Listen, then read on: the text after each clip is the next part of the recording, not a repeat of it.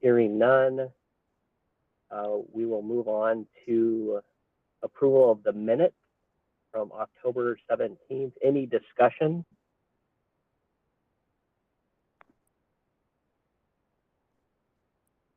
Seeing none.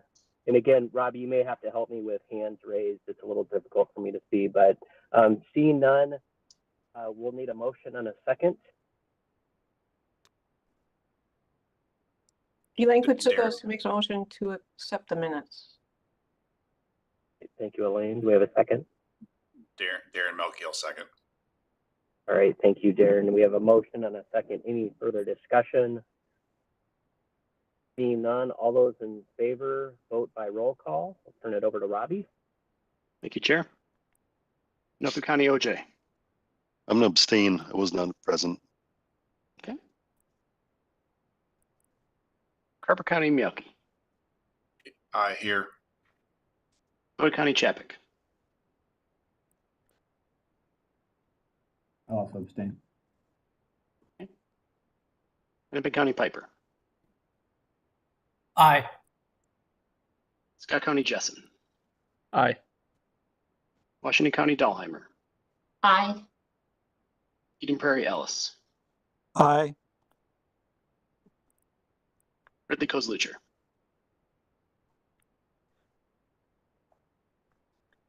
Lakeville Omi. Minneapolis Coster.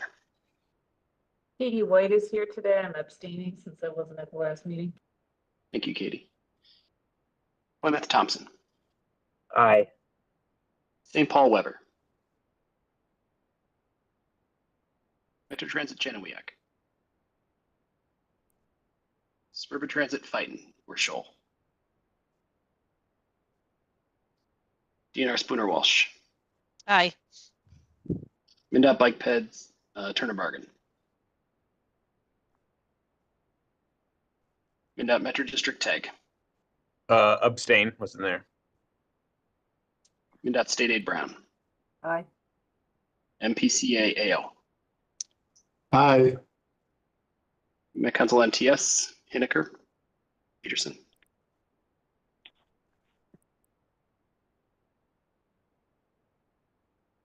Tab Coordinator Kutsukos. Aye. Chair, the motion passes with 10 ayes. All right, thank you, Robbie. Next is public comment. Robbie, did we have anybody sign up for public comment? No, Chair, no one from the public. All right, thank you. We'll move on then to Elaine with the tab report. Thank you, Chair. TAB met yesterday afternoon for the chair's report. Chair Hovland reported that TAB will be selecting TAB Executive Committee membership at the January TAB meeting to serve for the 2025 year. And anyone, TAB members that are interested are to contact me by the end of December. For the MnDOT report, Sheila Calpe reported that it is now snow and ice season. It is a good resource, or 511 is a good resource to find out travel conditions of the roads. As of November 19th, there were 409 fatalities compared to 402 in 2023. And then they're also looking to partner with the Met Council on Regional Safety Action Plan. And they recently had a Towards Zero Death conference. For the MPCA, Todd Bewin reported that MPCA has a number of grants to help prepare communities for climate change impacts and to take climate action. There are RFPs that are currently open for resilience planning grants, implementation grants for community resilience, and local climate action grants. And these are up on their website. And then Todd Bewin also announced that he will be retiring in early 2025. So January would be his last meeting. For the Metropolitan Airports Commission report, Bridget Reeve reported that they are anticipating elevated activity at the airport with the approaching holidays. And MAC will be kicking off a series of surprise and delight events at MSP. And let's see. They also had the MAC CIP will come before TAB in December for approval. And they held their second annual construction progress review meeting where they invite contractors to come in to hear what projects they are doing so that they can prepare and plan on what projects they want to bid on. They had 180 people participating in the meeting. And they will also be enhancing their signage to the cell phone lots in 2025. For the Metropolitan Council report, Deb Barber reported that the Federal Highways and Federal Transit Administrations conducted a planning certification review last Wednesday and Thursday. This is required of all MPOs with a population greater than 200,000 for every 4 years for this certification. During the review, the federal agencies examine our transportation planning process and ensure we are adhering to federal requirements. All aspects of the transportation planning process are examined. The federal partners may issue a recommendation, commendations, or any corrective actions if they do not meet federal requirements, and that they must make immediate changes. For the preliminary findings, there were no corrective actions. 8 work efforts receiving potential commendations included many items that are familiar to TAB and the committees: the TIP online interactive map, the establishment of a travel demand management program and hiring a program manager, our work with the tribal officials and the hiring of a tribal liaison, the council's Title II online submittal and LEP call system, which has 6 different language options, our equity-related planning and outreach efforts, including the equity heat maps included in the 2050 TPP and the work performed by the Equity Policy Group, our congestion management process activities, our strong partnership with MnDOT, and the final financial plan with our TPP. Among five potential recommendations that need to formally approve a metropolitan planning area boundary, this boundary is related to the smooth urban area boundary, was approved by the council in September of 2023 after recommendation by TAB. By state law, the council must include all 7 counties in its MPO planning area boundary. The MPA must include at least all urban areas identified by the U.S. Census Bureau and smooth urban area boundary. And the MPA boundary thus includes the 7-county area plus the urban areas of Wright and Sherburne counties. And the council will adopt this map on December 11th. Because the areas included have either already been recommended by TAB in the urban area or are required by state law as the planning area, the council will take quick action to adopt the map so it can complete when the federal agencies prepare their certification report in 2025. And they said that we would share the update with TAC and its subcommittees, which is why I'm sharing this full committee report here, as the review is completed and reported. And they will bring additional details to TAB with the final report. Also, as part of Deb Barber's report, the Metropolitan Council will be recruiting 4 TAB citizen member positions in districts E, F, G, and H, whose terms are up at the end of the year, and the applications should be submitted by December 13th. So the recruitment has already started, it's online. Also, transit fares will be reduced on January 1st to $2 for regular service on bus, BRT, and LRT. It is a fare simplification, removing different fare for peak service, as transit ridership has smoothed throughout the day. For the Suburban Transit Association, Gary Hansen reported that Maple Grove Transit and Plymouth Metrolink are proceeding with their joint transit study. And MBTA is one of 5 agencies selected by FTA to participate in its Environmental and Sustainable Management System Training and Technical Assistance Program. MBTA will benefit from virtual training workshops, on-site technical support visits, and access to forms, templates, and expert consultation to help develop a program with the Egan Bus Garage. And then MBTA received delivery of 5 E-Jets electric buses to help meet their growing service demand for Connect microtransit service. And Southwest Autonomous Vehicle Service is expected to launch within a few weeks. They've already gone through testing. For action items, TAB approved a streamlined TIP amendment that went through TAC for adding 6 2024 regional solicitation projects that will be starting in 25 and 26. And they approved a streamlined TIP amendment for Arrest in Red, Ramsey County traffic signal proof of concept project. This allows traffic signals to remain in red until a vehicle approaches. They also approved the I-94 Easy Pass extension and improvements to go out for public comment, and it will come back to TAB on December 18th for approval. They added information items on the regional solicitation evaluation. Chair Hovland reported on the policymaker work group, which met prior to TAB. A workshop is scheduled on December 18th after the December TAB meeting. TAB members, alternates, and council transportation committees will be invited to the workshop. The group is looking at how to align the allocation of the region's federal transportation funds to achieve the goals, objectives, and policies of the 2050 TPP and Imagine 2050. The 5 goals are equitable and inclusive, healthy and safe, dynamic and resilient, climate change, and natural systems. The work group reviewed the current solicitation structure and discussed whether we should think about updating and improving the current modal focus structure, or whether we should change to a goal focused structure. And then Glenn Johnson reported on the active transportation work group. Their next meeting will be in early December.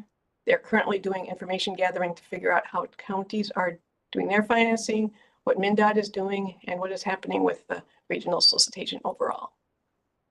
There was also an information item on target setting, Minnesota greenhouse gas reduction legislation, and Jed Hansen presented the item for 2050 transportation policy plan public comments.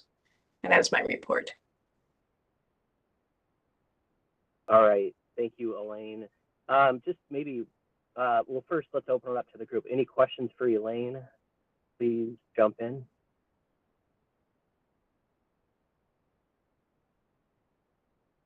All right, hearing none. Elaine, I did have one question. The five regional goals, you know, for picking projects. I know we have kind of the modal categories now, and those 5 goal categories, they seem pretty, you know, lofty and high level. I mean, has there been any consideration on the work group and the SRF consulting team on like how this could actually be implemented, or if it's even implementable to, you know, appropriately pick projects or figure out which categories people would need to apply for? I know that's down the road a ways, but that's my question.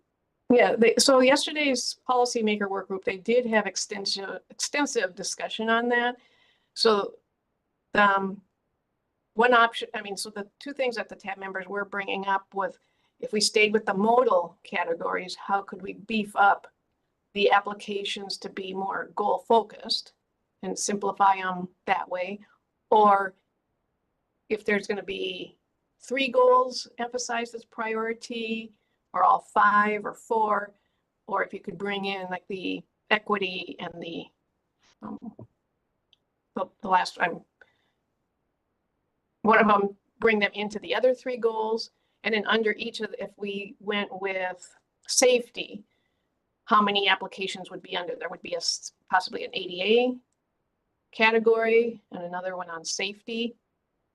On the resilience, there could be a roadway reconstruction, there could be trails, there could be active transportation. So the modes could maybe go underneath those goals, and then those applications would then be crafted to meet the goal. So that was all discussed yesterday as options, and they decided to leave all options open for the goals and bring it to the workshop for all the TAB members and transportation committee members to discuss. So I guess after the workshop, we'll start seeing them leaning one way of either going to the goals and then figure out the application categories under them, or staying with the modal categories and then changing the applications to meet the new goals versus the previous goals. Okay, great. Thank you. Thank you for that additional detail. I appreciate it. Okay, if there's no other questions for Elaine, thank you on that, Elaine. And then we'll jump to our one business item today, which is Hennepin County scope change for CSAH 153. And so I will turn it over to staff if they want to go over an introduction of the project, and then have the applicant add anything as they wish. Thanks, Chair. This is Joe. We are well covered. I saw the project manager Kelly on here, as well as our usual Hennepin County Representative Jason and Colleen from the Metro or MnDOT. Why am I forgetting the name of the office? The office that she's in for MnDOT. State aid. Thank you. Wow. Anyway, thankfully, I don't have to know any of this because I'm obviously pretty tired. So you might notice that we had the two requests in separate attachments, and that's because they just wouldn't fit with the action transmittal. For whatever reason, they all fit together in the same full packet, though. So here we go. This is not all that complex of a request. That said, it is very unusual, or I don't think we've ever had a program year / scope change request all rolled into one. So that's a little unusual, but what is actually occurring here is sort of typical of what we've been seeing for both categories of scope change and program year over the last several years. And so I don't think this is going to be that complex, but we'll find out, I guess. So this is a 2020 regional solicitation project where Hennepin County was awarded $7 million in roadway reconstruction and modernization to reconstruct Lowry Avenue between Marshall and Washington Streets, which is currently programmed for year 2025. It includes some grading, aggregate base, bituminous base and structure, stormwater, sidewalk, blah, blah, blah. And then Hennepin County is requesting two things: a scope change that will remove construction of the improvements at Minnesota 47 so it can be included in MnDOT's Minnesota 47 project that includes bituminous overlay, mill overlay, sidewalk drainage, ADA ramps. That has a 2027 program year, and both of these actions are really meant to merge those two projects into something that will only require one construction cycle.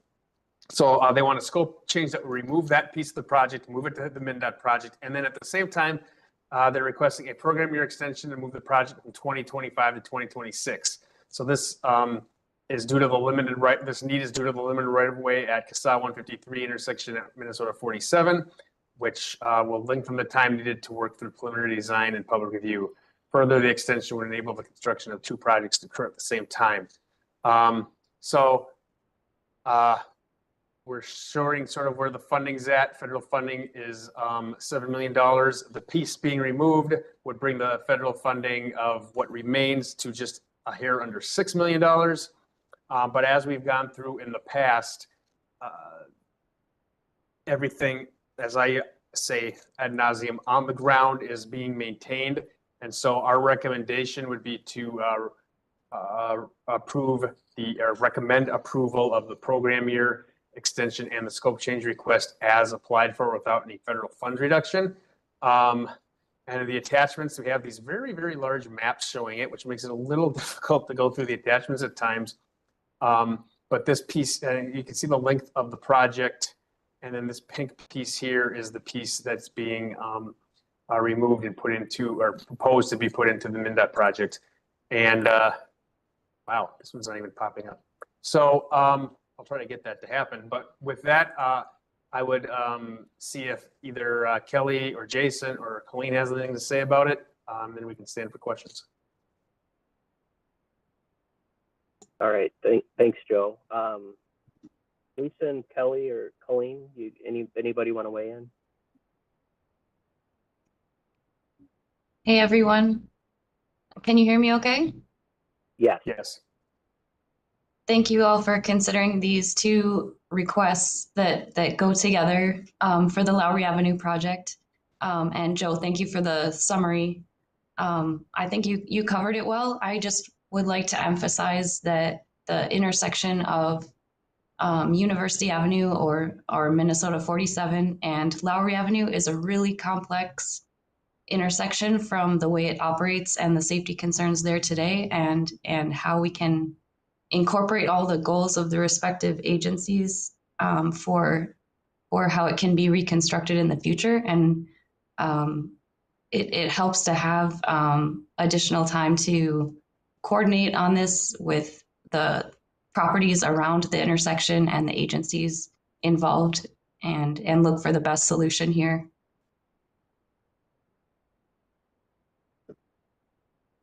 All right, thank you, Kelly. Any questions for the applicant?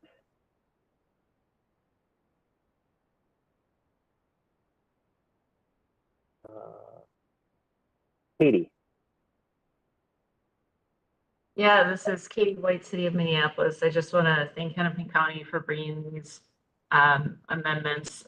They both make a lot of sense from our perspective. I think pairing them together was the right decision. And we've seen some meaningful movement on this intersection as part of, we can make this as part of MnDOT's project.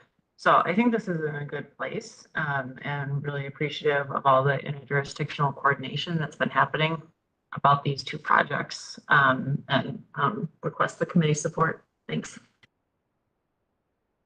All right, thank you, Katie. Appreciate that. And I'm just looking to see if there's any other hands up.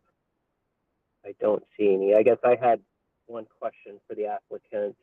So it looks like 1.3 million of work is being removed as a result of transferring that to MnDOT's project.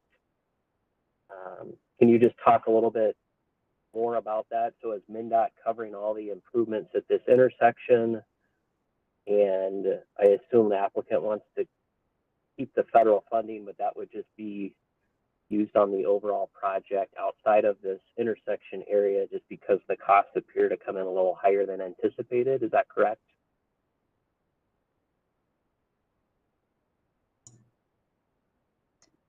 Hi, this is Kelly Augusto with Hennepin County again. The estimate was based on what we felt based on the current estimate that we have for the project and the amount that was scoped, and looking at the length of roadway we'd be transferring to MnDOT's project. That's how we kind of pieced it out that way. And yes, we would like to keep the remaining funds for putting toward the rest of the county's project, because at this time it's possible to still use all of those funds that would be remaining for the county's portion of the project. Chair, this Okay. is Jason Piper from Hennepin. Yeah, Jason. Thanks, Chair. So yes, as Kelly mentioned, there's a fair amount of scope moving from Hennepin's project to MnDOT's. And with that moved scope, there's a cost with it. It is everyone's understanding, MnDOT's, Hennepin County's, and the city of Minneapolis, that Hennepin County is committed to cost participating in MnDOT's project. Essentially, the project, the scope is moving into. There will be one or more cooperative agreements between Hennepin and MnDOT, so that we, invest in the improvements. So as Joe kind of mentioned, the improvements at the intersection are still going to happen, and Hennepin County is going to be a cost participant at the intersection, whether it's within our federal awarded project here or with MnDOT's. And Okay. Chair, I apologize. When I'm sharing my screen, I cannot find how to raise my hand. But this sort of goes in line with what's been happening in recent years and the discussion as we're going through the updating of the policies, where we weren't going to get too hung up in sort of policing what becomes of the money in these situations, given that for the most part, there's usually the kind of scenario that Jason just discussed occurring. Of course, if somebody somehow falls short of the 80%, they might have to give some funding back. But for the most part, that's not something that we've discussed at the working group level, which is moving slowly through the process, but we'll get there early in 2025. Okay, great. Thank you, Joe. Yeah, and thank you, Jason, for that additional information. So with that, any other questions for the applicant or staff before we move for motions? All right, I am not seeing any hands up. So this item, Joe, do you want us to take a motion on both the scope change and the program year extension as one motion, or do you want to do them as separate? I see them separated out in the agenda.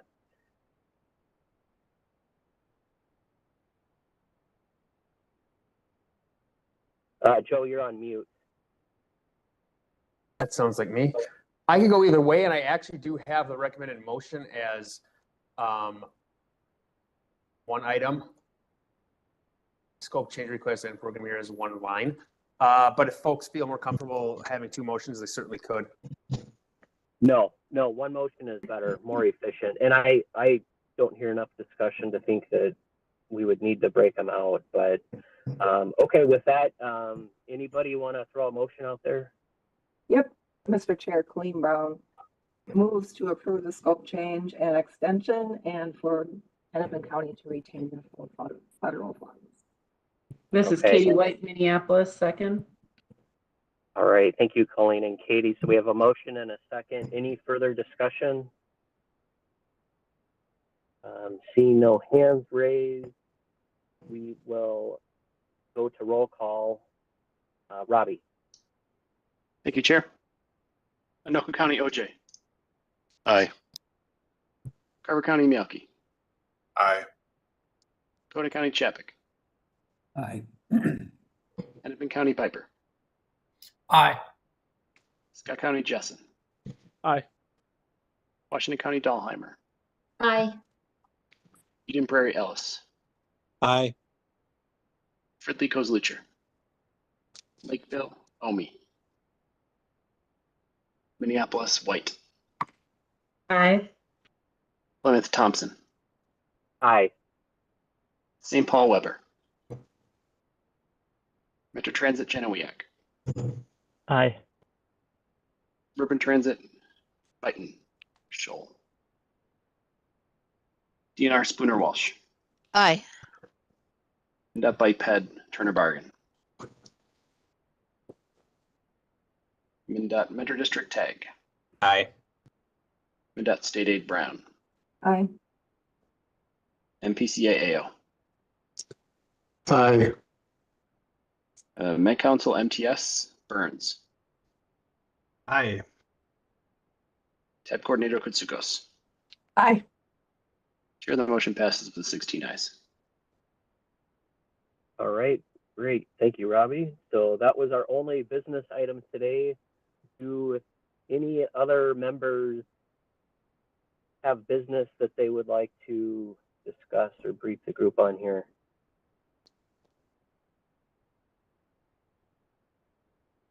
All right, I'm not seeing any.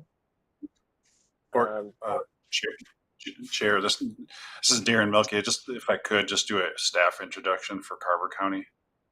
Absolutely, Darren. So we filled our transportation planning manager role, which many of you are familiar. Angie Stenson filled that role about a year ago and took another opportunity. Drew Flaumer, he's on the meeting today and is just listening in. He'll be filling that role, and he'll probably be taking over my role on this committee over the maybe 6-12 months. So just wanted at least to introduce him to everyone. All right, great. Thank you, Darren. And yeah, Drew, welcome to the group. We got a great group here, so I'm looking forward to working with you. Hey, thank you. Looking forward to working with everybody.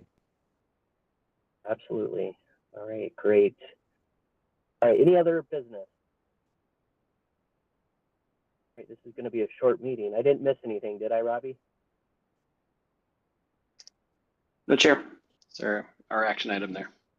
Okay, perfect. All right, well then we will move for adjournment. It being about 1:30, we'll go ahead and adjourn the meeting. Thank you, everybody. Thank you. Thanks. Thank you.